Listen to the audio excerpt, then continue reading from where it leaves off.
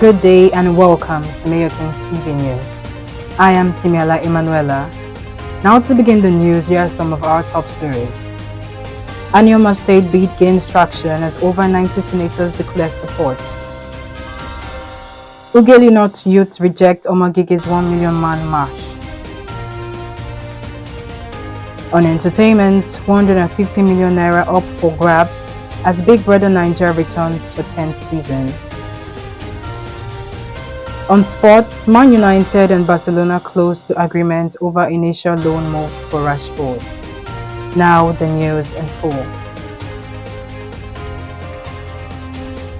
The campaign for the creation of Anioma State has taken a significant leap forward, with over 90 senators for the 10th National Assembly reportedly endorsing the proposal, far exceeding the two-thirds constitutional requirement. Under the Nigerian Constitution, a minimum of 73 senators, two-thirds of the 109-member Senate, must support any state creation bill for it to progress. The current figure of 90 endorsements places the Anioma State Initiative 17 votes above the threshold. Prominent lawmakers backing the move include Deputy Senate President Boari Jibrin, Senate Leader Michael Opeyemi Bamidele, Senate Minority Leader Abba Patrick Moro, former Senate Chief Whip Orji Uzor Kalu, former Governors Adam Oshomole, Seraki Dixon, and Senator Victor Ume, among others. Recalling that the Senate Ned Nwoko, representing Delta North, initiated the drive through a formal letter to the Senate President dated May 27, 2025, urging both individual and collective support for the proposed Anioma State. He anchored the request on the pillars of justice, equity, national development, and federal balance. The proposal is contained in Senate Bill 481, which is currently being reviewed as part of the ongoing constitutional amendment process.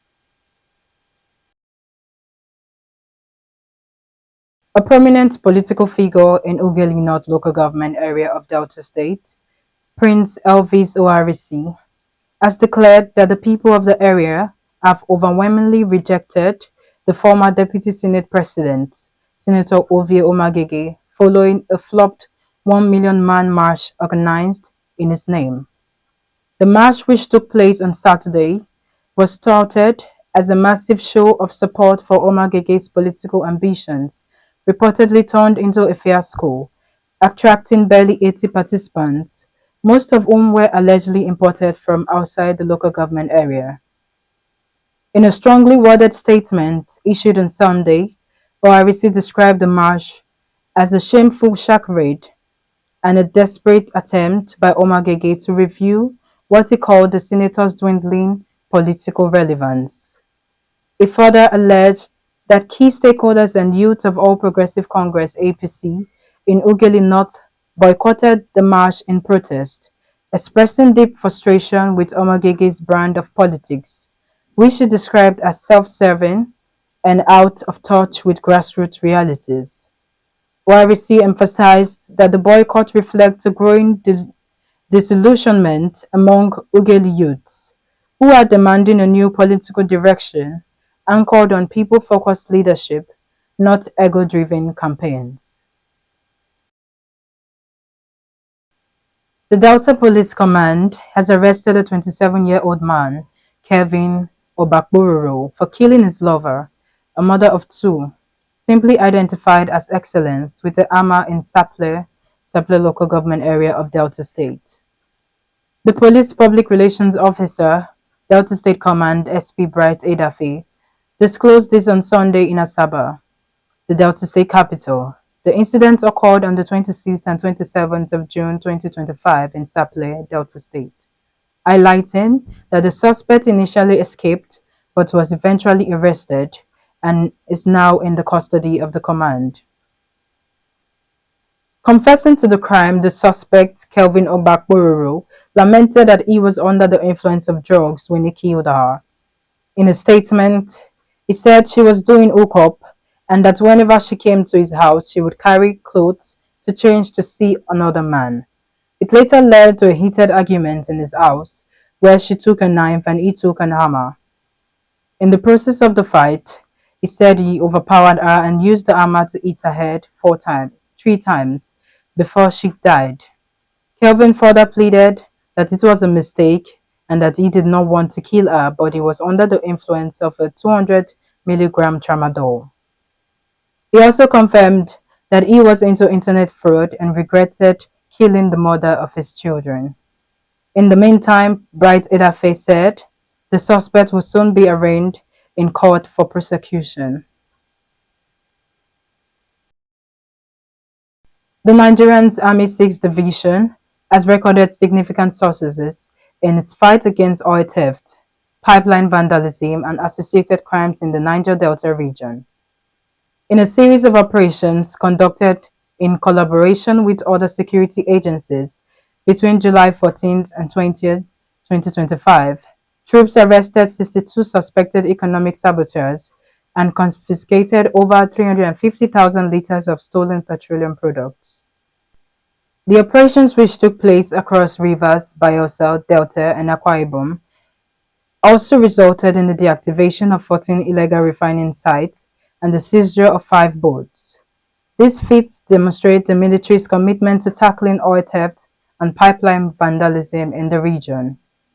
According to the Acting Deputy Director, 6th Division Army Public Relations, Lieutenant Colonel Danjuma Jonah Danjuma, stated that in Rivers State, around an abandoned wellhead at John Kramer 4 in Aoda West Local Government Area, troops deactivated 6 illegal refining sites. Also in Bayelsa State, around Bessini in Yenogwa Local Government Area, troops deactivated 4 illegal refining sites and 4 dug-out pits. Over 10,000 liters of stolen AGO were confiscated and 5 cooking ovens were dismantled.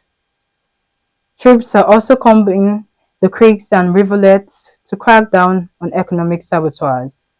Meanwhile, the General Officer Commanding GOC, 6th Division Nigerian Army, Major General Emmanuel Eric Emeka, commended the troops for their successes. He charged them to sustain the operational tempo to continue denying economic saboteurs any freedom of action. Now on entertainment news. The highly anticipated reality television show Big Brother Naija is set to return for its 10th season on Saturday, 26 July 2025, offering 150 million naira, the highest prize money since the game's inception. Announcing the latest season of the hugely popular show during a media parley earlier in the week, the executive head of content and West Africa channels, MultiChoice, Dr. Busola Tejumola, said that this new season marks the celebration of a legacy. He noted that BB Nigeria has become more than just a television show, but a voice to a new generation of talent, creatives, and entertainers. Tejumola also stated that Ebuka Obi Oshendu, who was a contestant on the first ever edition of the show, is returning as host and would guide viewers through every twist and turn of the season. This season marks a decade since the show debuted in 2006. It was paused for 11 years before returning in 2017 with the Sigobe edition. Since then, it has held consistently each year with themes such as Double Wahala, Pepper Dem, and etc. Now on the business news.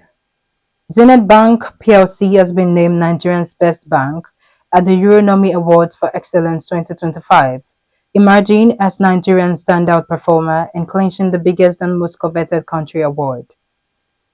The award, which was presented to the bank on Thursday, July 17, 2025, at the Peninsula, London, is a testament to its commitment to delivering exceptional banking services, innovative products, and superior value to its customers and shareholders. Euronomy Awards for Excellency are one of the most highly coveted awards that matter to bank and bankers who matter. The annual Awards for Excellence celebrates financial institutions that demonstrate leadership, innovation, and resilience in their markets, with this year's edition seeing a record number of over 770 entries from world-class financial institutions including HSBC, Morgan Stanley, Citibank, Barclays, Standard Bank, and Development Bank of Singapore (DBS), among others. Commenting on the award, the Group Managing Director Chief Executive Officer, Zenith Bank plc, Dame Dr. Adoara Umeji, OON, said, "They are absolutely thrilled to be recognized as Nigeria's best bank by Euronomy." She dedicated the award to Zenith Bank customers across the globe for their loyalty and to the founder and chairman, Jim Ovie, CFRO, for his visionary leadership and commitment to excellence, which formed the foundation for the bank's success. Now on the foreign scene. The United States has rolled out a new policy introducing a mandatory $250 visa integrity fee for all non-immigrant travelers. This charge, which allows no exemptions or waivers, is part of the One Big Beautiful Act passed during Donald Trump's administration. According to the Managing Director of Programs and Strategy at the American Immigration Council, George Lowry, it said that the attaching an additional $250 fee has the very real potential to significantly reduce the number of people that can afford to do that. The law also permits the Secretary of Homeland Security to increase the fee at any time if considered necessary. Under the new regulation, the fee will be collected only after a visa is granted. Applicants whose visa requests are denied will not be required to pay. However, a refund is possible for individuals who fully comply with the conditions of their visa. To qualify for reimbursement, travelers must avoid engaging in unauthorized employment, refrain from seeking to extend their stay, and leave the U.S. within 5 days of their visa expiration. Lawful permanent residents may also be eligible for refunds, though the specific process for claiming them has yet to be outlined. This policy is expected to have the most impact on tourists, business travelers, and international students. Now in the world of sport. Manchester United forward Marcus Rashford is closing in on a loan move to Barcelona that could become permanent, highlighting that there's a broad agreement in principle between the clubs for the 27-year-old.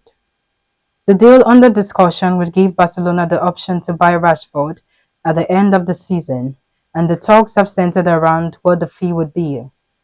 Barcelona are expected to cover all Rashford wages during the proposed loan.